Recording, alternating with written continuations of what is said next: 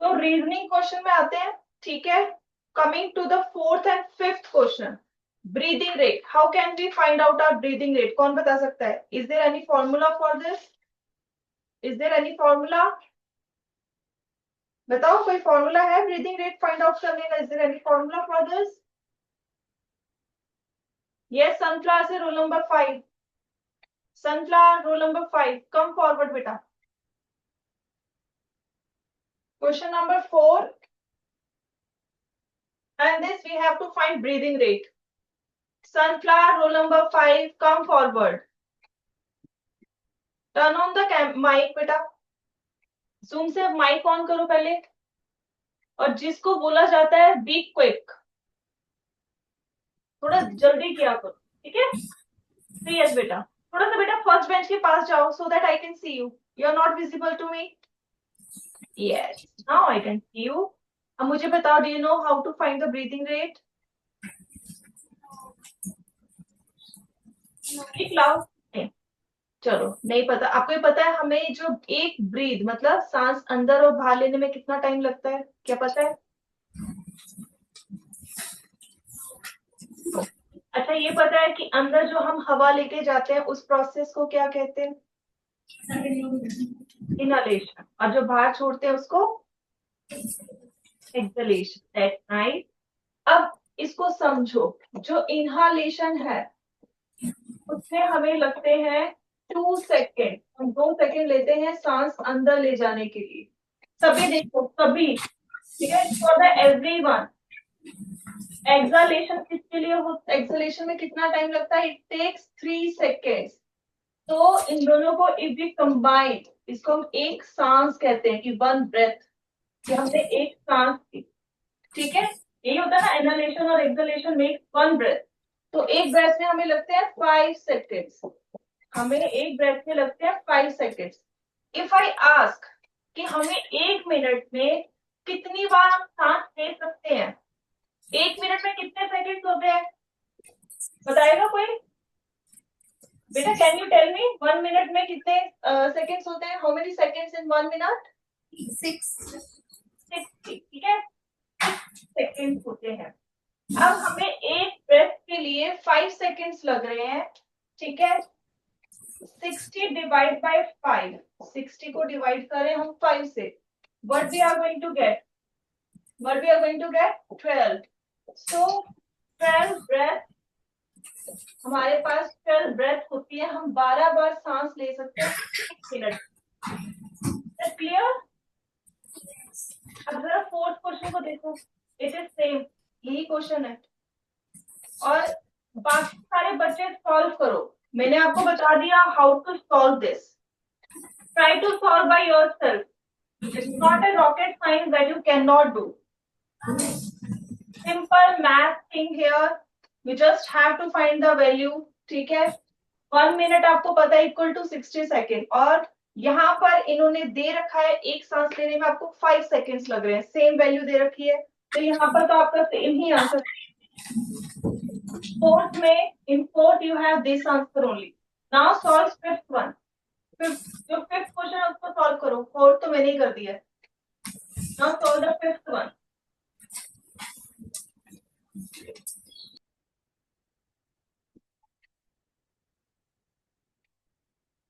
Solve the fifth one. किसी का हुआ हो तो रेज योर हैंड। किसी का अगर सॉल्व हुआ है, then raise your hand and tell me the answer. Fifth question, same thing you are going to apply. You are going to use 60 seconds, और ब्रेथ आपको दे रखी है, एक सांस लेने में आपको 15 सेकेंड्स लग रहे हैं। तो 1 मिनट में कितनी बार आपने सांस ली होगी? You have to find that. Yes, who is going to tell me the answer of this fifth question?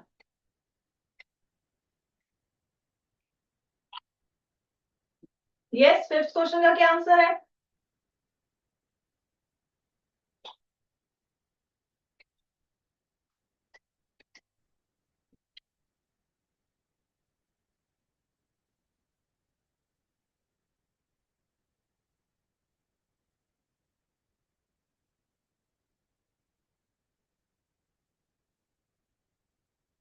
बेटा इतना टाइम तो नहीं लगेगा. It's not a very big question or very tough question that you have to figure out.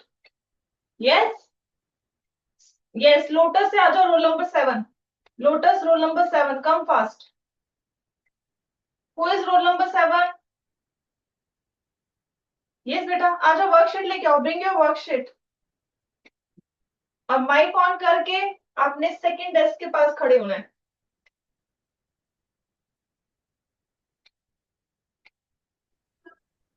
Yes. Did you solve the question? क्या solve किया था आपने? Yes बेटा, क्या आंसर आएगा फिफ्थ का?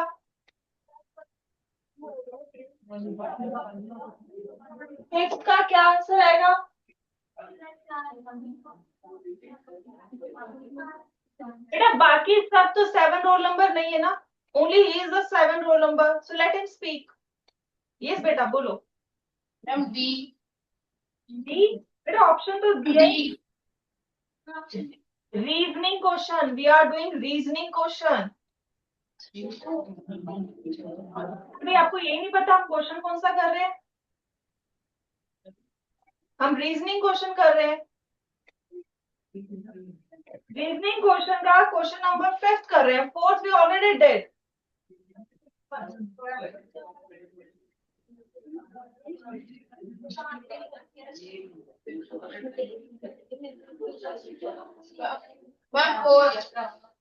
फोर कैसे आया? चलो ये बताओ. साथ वाले से तो पूछ के भी 4 आया. कैसे आया जरा ये बताओ. अभी ये बता दो मुझे.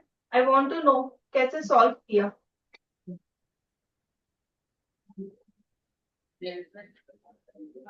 बाकी सब बेटा pin drop silent, specially on left side of this boy. Yes बेटा बोलो.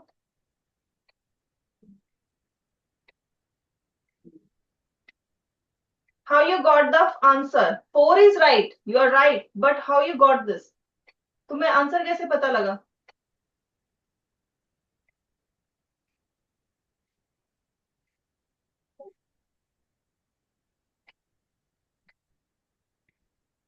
फोर कैसे आया? अभी हमने पिछला क्वेश्चन किया था बेटा. हमने कहा 1 मिनट में 60 सेकेंड्स होते हैं, है ना? That is simple thing we know. In 1 minute we have 60 seconds. एक सांस लेने में यू आर टेकिंग 15 सेकेंड. एक सांस से हमें 15 सेकेंड लग रहे हैं. तो 60 सेकेंड में हम कितनी बार सांस लेंगे? तो what we are going to do, हमने 60 को डिवाइड करना है 15 से, and then we will get the answer. 4 breath. So 4 will be breathing rate. It will be 4 is our breathing rate. हम जो है 1 मिनट में 4 बार सांस ले रहे हैं. Got it? Is it clear? Yes ma'am. Oh, they don't. Now we are coming with, yes everyone, now we are starting with the MCQs. अब हम MCQs में आ रहे हैं. ठीक है?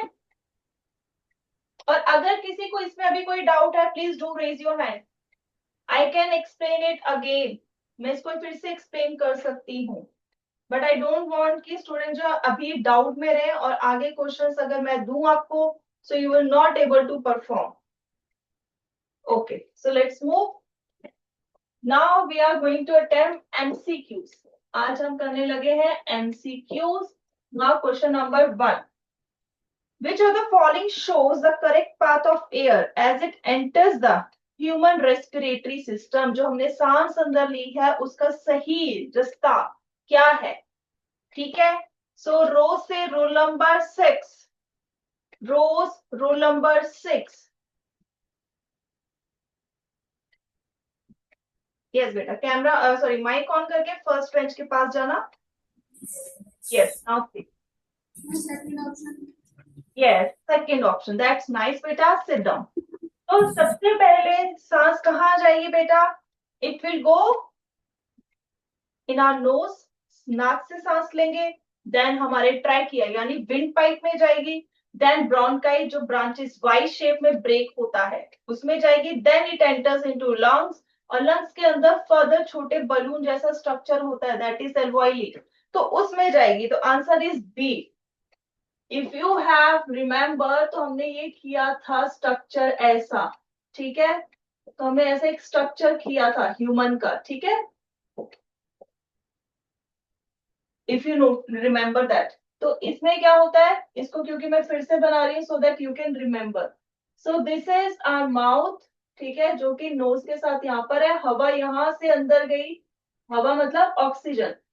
ये हमारा ट्रैकिया है, this is a wind pipe, जो कि फर्दर ऐसे डिवाइड होती है, वाई शेप, उल्टा वाई बन जाता है। This is called bronchi, this is bronchi, this is trachea, and then it enters into our lungs. ये हवा फिर अंदर गई लंग्स में, these are our lungs. These bronchi then further branch, ये further branch होती है bronchioles में, जो कि end होते हैं balloon like small structures, those are called alveoli। ठीक है, ऐसे जो है हवा पूरी बॉडी में हमारे अंदर जाती है। Now coming to second question, why is it advised?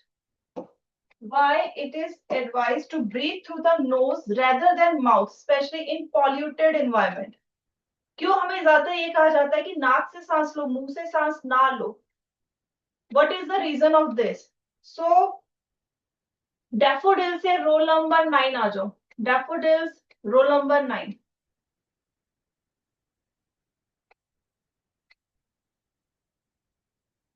Yes, daffodil roll number 9। Yes बेटा, माइक ऑन करके फर्स्ट बेंच के पास मिडल रो वहां खड़े हो जाओ। Roll number 9 is absent, then roll number 11 is there. Yes, 11 roll number, come fast beta. Okay, you are 11 roll number. Where is your worksheet? You have worksheet? Okay beta. So question number 2 का क्या answer है बेटा? What is the answer of question number 2? क्यों हमें जहाँ पर pollution है, गंदगी है, वहां पर हमें नाक से सांस लेना चाहिए, मुंह से नहीं?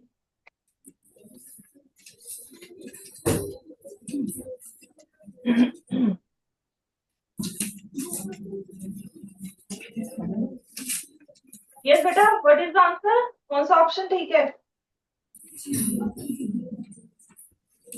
When whole of the left Which option? Option कौन सा बेटा? Which option? B. B. So B is the correct answer because the nose filter dust. Nose filter करता है डस्ट को, क्योंकि नाक में बाल भी होते हैं, म्यूकस भी होता है, तो उसकी वजह से जो डस्ट पार्टिकल्स है वही ट्रैप हो जाते हैं। ठीक है, सिट डाउन बेटा। So answer is D. Now coming to the third question, what is the main function of the mucus lining present in the respiratory track? जो हमारा रेस्पिरेटरी ट्रैक है ये अंदर से सूखा ड्राई नहीं है, इसके जो है अंदर की साइड, अगर मैं कहूँ ये रेस्पिरेटरी ट्रैक की पाइप है, तो इसमें जो है चारों तरफ बेटा म्यूकस, जैसे वैसलीन होती है ना, वैसा जेली सा, वैसा जो है सब्सटेंस लगा होता है। सो ये पूछ रहे हैं ऐसा क्यों होता है, ड्राई क्यों नहीं होती, म्यूकस की लाइनिंग क्यों लगी होती है? सो सनफ्लावर से आ जाओ, from sunflower roll number 10, roll number 10 from the sunflower. अगर वो बच्चा नहीं present, if roll number 10 is not present, तो जो नेक्स्ट रोल नंबर है, successive roll number, do come itself. हर एक क्लास में अगर मैं कोई रोल नंबर बोल रही हूँ वो बच्चा नहीं है तो चुपचाप मत बैठो, नेक्स्ट रोल नंबर अपने आप उठ के आ जाओ। यस बेटा। तो क्वेश्चन नंबर थर्ड, क्यों म्यूकस जो है वो लगा होता है, व्हाई इट इज देयर? एक देखो बेटा, एक हमारे पास सपोज कर लो पाइप है, ठीक है, एक हमारे पास पाइप है, सूखी है, उसमें अगर आप मिट्टी डालोगे वो ऐसा बाहर निकल आएगी, आ जाएगी बाहर। अब आपके पास एक पाइप है जिसमें अंदर की तरफ आपने वैसलीन या फिर आपने ग्रीस लगा दी है, तो क्या होगा, जो मिट्टी अब आप डालोगे क्या वो सारी बाहर आएगी या कुछ चिपक जाएगी? चिपक जाएगी। अब यही चीज हमारी रेस्पिरेटरी ट्रैक में होता है। अब हम सांस जब लेते हैं, कितने जर्म्स जा रहे हैं, कितनी मिट्टी जो डस्ट है वो जा रहा है, अगर वो सारा का सारा हमारे अंदर चला जाए it will be difficult for us, हमारे लिए मुश्किल हो जाएगा। तो उस चीज से बचने के लिए हमें ऐसा बनाया गया है कि हमारी जो रेस्पिरेटरी ट्रैक है, यहाँ जो पाइप है उसके अंदर वही जो ग्रीस या जिसको हम म्यूकस कहते हैं वो लगा होता है। तो म्यूकस के कारण वो डस्ट वहीं चिपक जाता है, वो अंदर नहीं जाता। ठीक है, तो आंसर है इसका बेटा बी, ट्रैप कर लेता है। ठीक है, sit down. Answer is B, to trap dust, some and harmful particles from the air. ठीक है, now coming to seventh question, sneezing is one of the body's natural defense। हम कहते हैं ना छींक आ रही है, खासकर अगर हम जो है मिट्टी वाली जगह जाएं या कुछ जाए, हम छींक पे छींक मारना शुरू करते हैं। ठीक है, सो यही पूछा है, sneezing is one of the body's natural defense system। ये action which of the following best explains why sneezing occurs। तो कौन बताएगा इसका answer from Rose section? Row section, who can tell me the answer? Yes, first bench girl, I can see, middle row.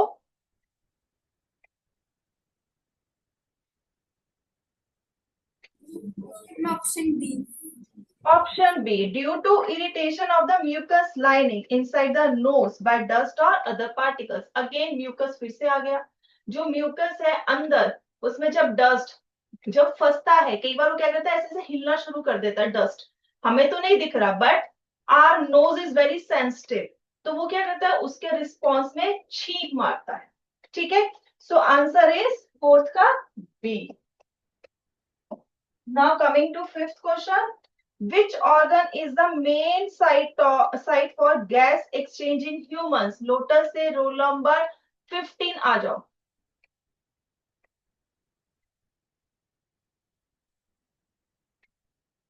अगर 15 नहीं present then 16 आएगा, अगर 15 नहीं present. Okay, you are 15। चलो माइक ऑन कर, थोड़ा पीछे जाओ बेटा, थोड़ा पीछे जाओ। Yes, now tell me the answer of question number 5। अब देखो आपके पीछे रेस्पिरेटरी ट्रैक मैंने बना रखा है, अब मुझे बताओ कहां पर जाके गैस फाइनली एक्सचेंज होती है? No. बेटा आपकी वीडियो ही अटक गई। Lotus, I think network issue. Let's wait for few seconds for the lotus।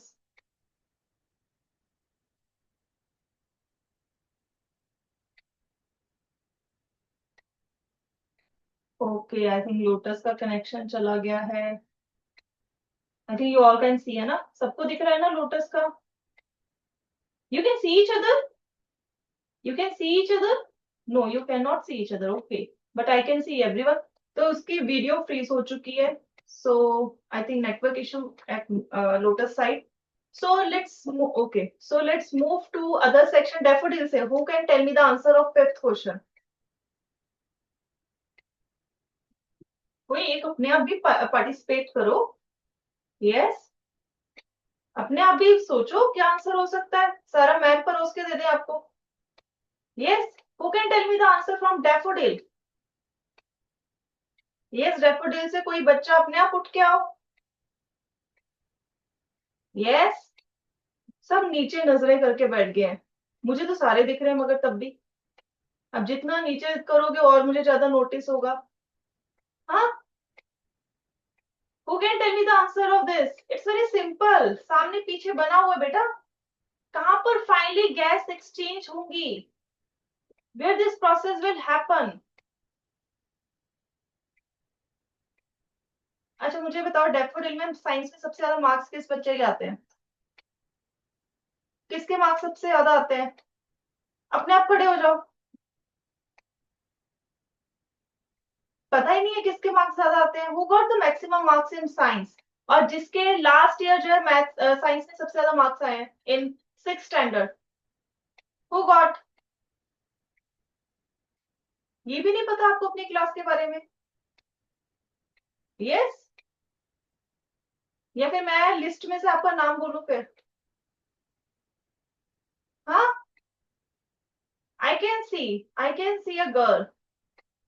Yes, third bench girl corner row, आ जाओ, जो वॉल के साथ है, कर्टन के साथ, विंडो के साथ येलो। हाँ आ जाओ बेटा, आप पारो।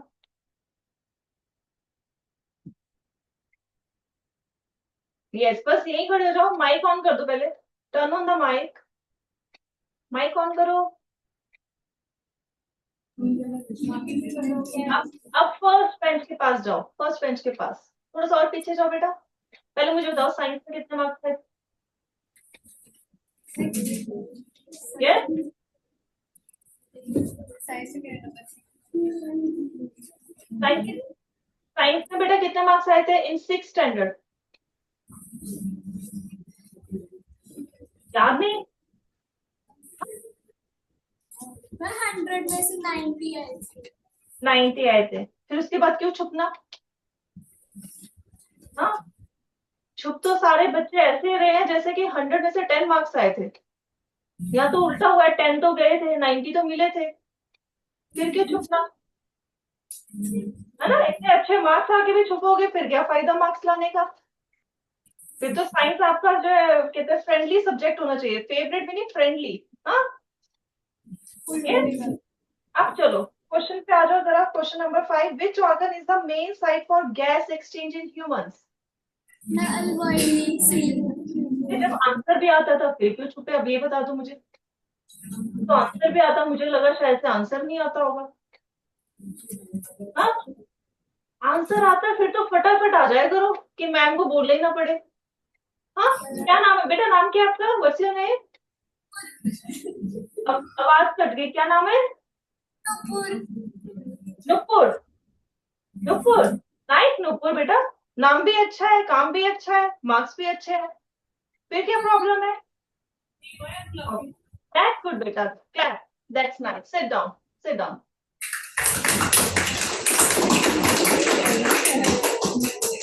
तो फिफ्थ का है CLYE, क्योंकि लास्ट में जो लंग्स है वो तो ले रहा है, लेकिन जो देने वाला काम है कि जो है ऑक्सीजन ब्लड में जाए, कार्बन डाइऑक्साइड लंग्स में वापस आए ताकि बाहर निकल सके, दैट हैपेंस इन एल्वॉयली, ये छोटे छोटे बलून लाइक स्ट्रक्चर। ठीक है, coming to sixth question, each lung contains millions of tiny air sacs called alveoli. What is the main reason for having such a large number of alveoli? इतने सारे alveoli रखने का क्या फायदा है? क्यों लंग्स को इतनी मिलियंस में, ठीक है, मिलियंस में जो है alveoli चाहिए? What is the reason? क्यों चाहिए? Yes, yes, इसलिए चाहिए, रोज सेक्शन से कोई बताएगा। I need answer from row section now. Yes, who can tell me? अब बताओ, इतनी सारी एल्वॉयली, सपोज कर लो ये पूरा लंग्स एल्वॉयली से भरा हुआ है, ऐसी हो ना, मिलियंस की बात कर रहे हैं, we are talking about in millions, so it is like this, alveoli ही है चारों तरफ। क्यों है, क्यों चाहिए इतनी एल्वॉयलीज?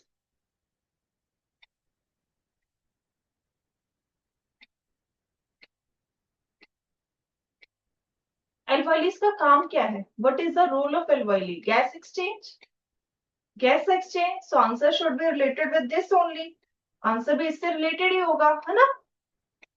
ये सेकंड बेंच आ जाओ, मिडल रो बॉय। देखो ये होती है स्पिरिट, है ना, अपने आप आ गया, आंसर आ गया, चलो आ जाओ, क्यों बैठना? Yes, answer is B, yes, absolutely right, that's nice बेटा। To increase the surface area for efficient exchange of oxygen and carbon dioxide, जितनी ज्यादा एल्वॉयली होगी उतना ज्यादा क्या होगा, उनका जो है जो ब्लड के साथ क्या है, exposure, that will increase, surface area बढ़ेगा, उतनी ज्यादा एक्सचेंज होगी, उतनी जल्दी हमें ऑक्सीजन मिलेगी और कार्बन डाइऑक्साइड हमारी बॉडी से बाहर जाएगी। सो 6 का आंसर है बी। Now coming to 7th, filling the blanks. Okay, so here we are going to now do fill in the blanks. The volume of chest cavity dash when pressure in it increases. अब pressure कौन से case में increase होता है, इनहालेशन और एक्सहालेशन? In which case pressure increases, inhalation और exhalation, सांस जब हम बाहर निकालते हैं तब चेस्ट कैविटी की प्रेशर कम होता है या फिर एक्सहालेशन के टाइम होता है? इसका मैंने एक तरीका बताया था बेटा, सांस हम अंदर ले रहे हैं, ऑक्सीजन अंदर जा रही है, गैस है, गैस हमेशा वहां से मूव करेगी जहां पर ज्यादा होगी, हाई प्रेशर होगा। तो इसका मतलब हमारे अंदर कम प्रेशर था, that's why it is coming inside. ठीक है, that's the reason, that's why oxygen is coming inside our body. It means chest cavity का pressure is less is during inhalation. और जब हम कार्बन डाइऑक्साइड बाहर निकाल रहे हैं अपनी बॉडी से, दैट मीन्स बाहर जो है pressure is less as compare to our body, क्योंकि gas always move from high pressure to low pressure. ठीक है, तो ये तो चलो क्लियर हो गया। When pressure in it increases, pressure increase होता है। तो प्रेशर कब इंक्रीज होता है? During exhalation. ठीक है, तो वॉल्यूम क्या होगी? इंक्रीज होगी, डिक्रीज होगी? Pressure is increased. Yes, pressure और वॉल्यूम कैसा रिलेशन है इनका? आर दे फ्रेंड्स और they are enemy? Tell me, who is going to tell me this thing? मैंने बेटा ये पढ़ाया था, इसको पढ़ा करो। ये नहीं कि अगर एक हफ्ते बाद क्लास लग रही है तो वी फॉरगॉट। प्रेशर एंड, इसको नोट करके स्टार करके लिखो, प्रेशर और वॉल्यूम अभी आपके लैंग्वेज में सिंपल, दे आर एनिमी। ठीक है, ये दुश्मन है। तो एनिमीज होने की वजह से क्या हो गया? If pressure is increasing, volume will decrease. If pressure is decreasing, then volume will increase. इसको मार्क करके लिखो। सारा का सारा रेस्पिरेशन सिस्टम इस पे बेस्ड है। ब्रीदिंग जब आपको पढ़ना होगा तो it is based on this only. Pressure increase, volume decrease, pressure decrease, volume will increase. ठीक है, सो ए का आंसर क्या आ जाएगा? ए का आंसर आएगा चेस्ट कैविटी वॉल्यूम डिक्रीजेस, क्योंकि हमारा प्रेशर इंक्रीज कर रहा है। ठीक है, coming to second, if the diaphragm contracts, its shape become dash, the volume of lung dash and the pressure dash. So it is, चलो मैं इतना हिंट दे देती हूँ, it is this phyllox is related with the inhalation. ये सब चीजें inhalation के time होती है, मतलब जब हम सांस अंदर ले रहे हैं। तो जब हम अंदर लेते हैं, डायफ्रागम का शेप कैसा होता है? क्या वो ऐसे होता है या ऐसे होता है? कैसा होता है करके दिखाओ जरा, ऐसे होता है या ऐसे होता है? Okay, I can see, yes you are right, it is flat. इसको हम फ्लैट कहेंगे। सो फर्स्ट फिलअप क्या आ जाएगा? Diaphragm flat. ठीक है, अब मुझे बताओ the volume of lungs, volume, lungs की वॉल्यूम क्या होगी जब हमने सांस अंदर लेनी है? ज्यादा होगी, कम होगी? इंक्रीज और डिक्रीज? चलो बताओ, इंक्रीज और डिक्रीज? ओके, रोज सेक्शन ने तो बता दिया वॉल्यूम आपका सही आंसर है। Daffodil is saying decrease. Lotus, what's your answer? Decrease, और कुछ इंक्रीज भी कह रहे हैं। इन सनफ्लावर, यस बेटा, volume of chest cavity increase during inhalation और डिक्रीज। सांस जब अंदर लेना है तो वॉल्यूम क्या होगी चेस्ट कैविटी की, ज्यादा या कम? ओके, ज्यादा, दैट्स नाइस। सो डैफोडिल, नहीं so not daffodil, rose and sunflower का आंसर सही था। Rose and sunflower are correct. It will increase volume, मतलब स्पेस, स्पेस बढ़ेगा तभी तो गैस अंदर आएगी। जब स्पेस ही नहीं दोगे जाएगी कहां बेचारी? ठीक है, तो वॉल्यूम इंक्रीज होगी, वॉल्यूम इंक्रीज होगी। अब बताओ प्रेशर क्या होगा, कम होगा या ज्यादा होगा? अब आपके सामने पीछे रिलेशन है। So lotus is saying this, sunflower what's your answer? Okay, rose this, daffodil, now all are right. So it will decrease, क्योंकि प्रेशर और वॉल्यूम एक साथ कभी भी नहीं चलते। That's nice. Coming to C, dash gas moves from alveoli of lungs to blood and dash gas passes from blood to lungs. Exchange of gases की बात कर रहे हैं ना, ये they are talking about exchange of gases. इसमें चलते हैं, ठीक है। अब वो कह रहे हैं एल्वोइली से कोई गैस है जो बाहर को आती है, ब्लड में जाती है, और ब्लड से कोई गैस है जो एल्वोइली मतलब लंग्स में जा रही है। तो जो एल्वॉयली से निकल रही है, वो कौन सी गैस है? Which gas? Who can tell me the answer? Alveoli कौन सी गैस जो है देता है? लोटस से कॉर्नर गर्ल आ जाओ, लोटस, लोटस से आ जाओ बेटा, माइक ऑन करो पहले, जूम से। यस, पहली गैस कौन सी है? आवाज चली गई आपके, माइक ऑन होते पहले 15 रोल नंबर के साथ भी हुआ। हाँ बोलो बेटा। Oxygen, oxygen. और second gas is dioxide. That's nice. तो पहली होगी ऑक्सीजन और second gas is carbon dioxide. That's nice. Coming to D, dash transports oxygen from lungs to cell. कौन जो है, अब ये जो दे दिया हमने, ऑक्सीजन दे दी एल्वॉयली ने, अब उसको सेल्स तक, मतलब हमारी पूरी बॉडी में कौन लेके जाता है? Who takes oxygen everywhere? Yes, rose से corner row, second last bench boy आ जाओ, बॉय इन टर्बन आ जाओ।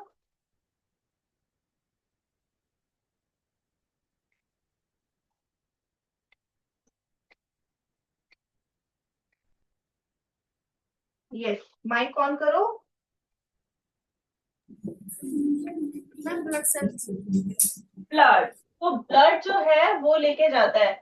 और जब आप थोड़ी सी बड़ी क्लास में जाओगे तो यू विल लर्न ब्लड के अंदर एक प्रोटीन होता है हीमोग्लोबिन, जो ऑक्सीजन से बाइंड करता है फिर उसको लेके जाता है। ठीक है, आते हैं अब 8th क्वेश्चन पे। Let's move to the 8th question. इसको लिख लो, then I move to the next slide. Question है, during inhalation the air pressure inside the lungs, क्या होगा? During inhalation air pressure inside the lung. अब तो अभी हमने पढ़ा है, हम सांस अंदर ले रहे हैं तो प्रेशर क्या होगा? अंदर ज्यादा होगा या बाहर ज्यादा होगा? Gas high pressure to low pressure move करती है। Now we are taking oxygen, हम ऑक्सीजन को अंदर लेके जा रहे हैं, तो अंदर प्रेशर कैसा होगा चेस्ट कैविटी में? Yes, who will tell? Raise your hand, raise your hand. Yes, daffodil से बताओ, डैफोडिल की बहुत चांस रहेगा। Now daffodil will tell, any from the daffodil. Yes, who will tell? First bench middle row girl आ जाओ, inspect.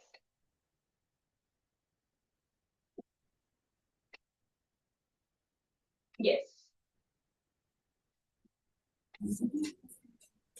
Yes बेटा, what is the answer? Ma'am option A. Pressure will increase. अब सोचो फिर से, हम इसको क्वेश्चन को फिर से देखते हैं। बाहर ऑक्सीजन है, अंदर आनी है ना? इनहेलेशन मींस दैट, ठीक है। अब गैस हमेशा मूव करती है high pressure to low pressure, ठीक है। हमें ये याद रखना, high to low pressure move करती है। अब वो मूव कर रही है बाहर से अंदर, तो बाहर प्रेशर कैसा होगा? High pressure to low pressure move करती है, बाहर प्रेशर कैसा होगा फिर? बाहर से अंदर ज्यादा होगा। यस, इसका मतलब अंदर कैसा होगा? ठीक है, so that's the answer. Sit down बेटा. So answer is B, decreases causing air to enter the lungs. So answer is B. ठीक है. Now case study. Name the process happening in image A and B. तो हमें ये कैसे पता चलेगा क्या हो रहा है? If you see the image carefully, जो फर्स्ट वाले है उसमें ऐसा दिखाया है, सेकंड वाले में पूरा ऐसे दिखाया है डाइफेक्ट। So what do you think, कौन से वाले में ऐसा डोम शेप बन जाता है? अभी हमने किया था इट्स ड्यूरिंग एक्सलेशन, जब हम सांस बाहर को छोड़ते हैं, and it becomes lower during inhalation, during flat हो जाता ऑलमोस्ट, ठीक है, इनहालेशन। तो A is this, B is this. In which of the above diagram chest cavity has more volume? Obviously volume कौन से वाले में होगी? ए में होगी, बी में होगी? इनहालेशन में हमें वॉल्यूम ज्यादा चाहिए, एक्सहालेशन में किसमें हमें ज्यादा स्पेस चाहिए ताकि गैस जो है वो एक्यूमुलेट हो सके? किस में चाहिए, सांस अंदर लेने में, छोड़ने में? मुझे बस ए के लिए 1 दिखा दो फर्स्ट इमेज के लिए, और बी के लिए 2 fingers. Show me. Yes, lotus, that's nice. Sunflower, sunflower, okay, that's nice. Roses, nice. Daffodil, फटाफट फिंगर शो करो. What is the answer? I can see only the last students are, telling me the answer. What about front? Okay, you are saying 2. Second, I can see few students from the daffodil. So rest of the sections are right. Rose, lotus, sunflower. So answer is inhalation. वहां space चाहिए ताकि oxygen अंदर आ सके. So answer is in first image. Image A. ठीक है, उसमें क्या हो रहा है, इनहलेशन हो रहा है. How the volume is related with the pressure. कैसे प्रेशर से है, if pressure increases volume decreases. ठीक है, अगर pressure decreases then volume increases. अभी हमने पढ़ा है. So we can say if pressure increases volume decreases. ठीक है, ये हो गया. If pressure decreases volume increases.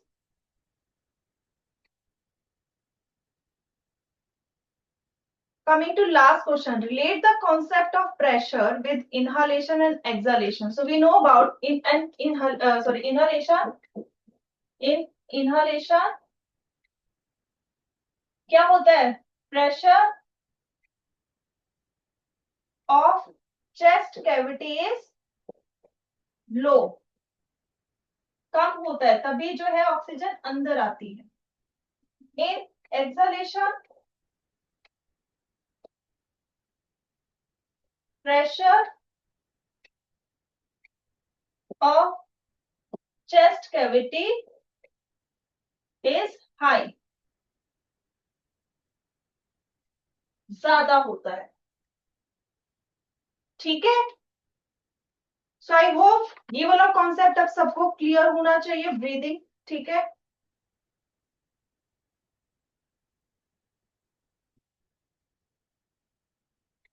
अब मुझे ये बताओ, respiration, if we talk about respiration, कितनी टाइप की रेस्पिरेशन होती है? Who can tell me the types of respiration? Yes, roses से आ जाओ. Rose I can see. जो बेटा दूसरी साइड गर्ल्स है, third bench, I think third bench girl, corner row आ जाओ. Yes, turn on the mic and then tell me the types of respiration. Aerobic respiration and anaerobic. अब इनमें क्या difference होता है? Any difference in these two?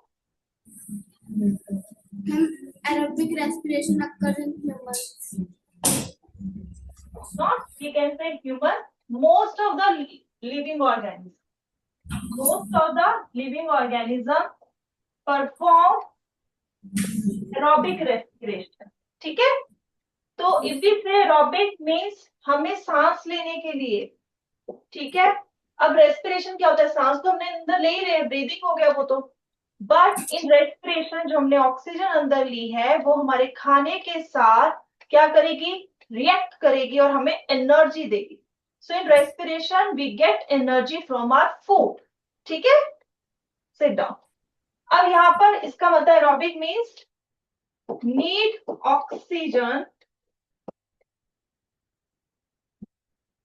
to get energy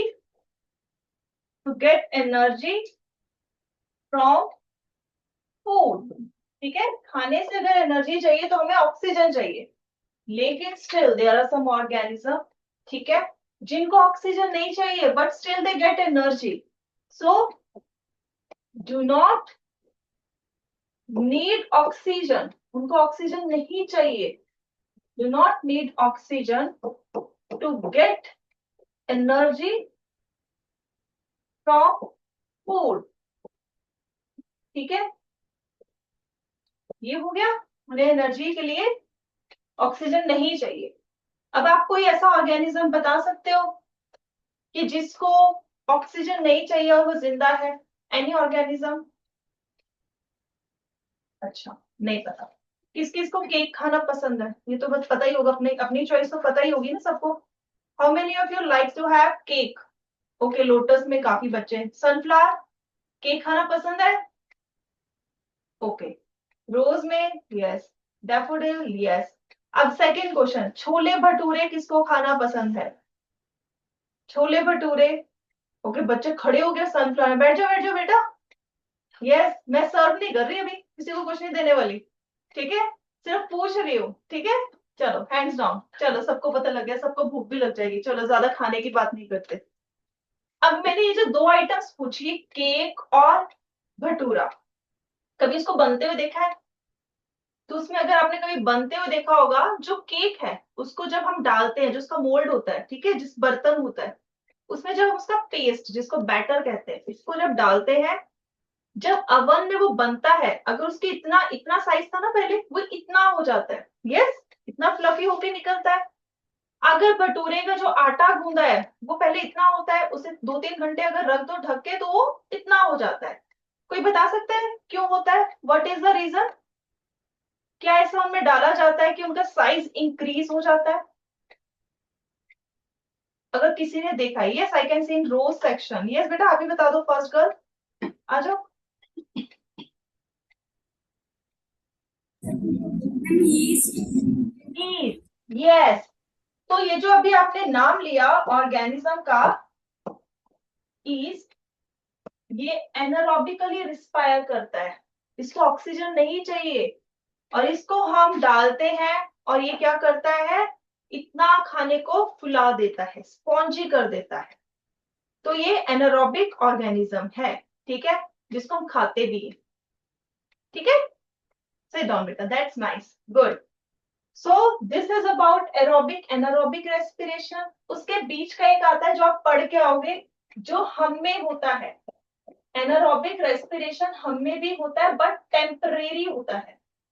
temporary कब होता है? जब आप कोई अचानक से बहुत ज्यादा फिजिकल एक्सरसाइज करते हो, आप बहुत दौड़ रहे, एकदम से मैं आपको, आपने अभी 500 मीटर दौड़ना है, कितनी बार? 4 बार दौड़ना है। आप थोड़ी देर बाद क्या होगे, मेरे ना लेग्स में दर्द हो रहा है, बहुत दर्द हो रहा है ना, हिला ही नहीं जा रहा, तो उसको हम क्या कहते हैं? क्रैम्प्स पड़ना। ठीक है, तो अब वो जो क्रैम्प्स पड़े हैं, उसको हम क्या कहते हैं? वो किस वजह से हुआ है? आपकी लेग्स तक प्रॉपर ऑक्सीजन नहीं मिली, तो उसकी वजह से एनारोबिक रेस्पिरेशन टेम्परेरी आपकी बॉडी में होगी। तो हमारे अंदर भी होता है, इसको पढ़ के आना है, इसको लैक्टिक एसिड फर्मेंटेशन भी कहते हैं। ठीक है, इसको पढ़ के आना है, and then we will do M2। ठीक है, so now your math class is going to start. Bye students.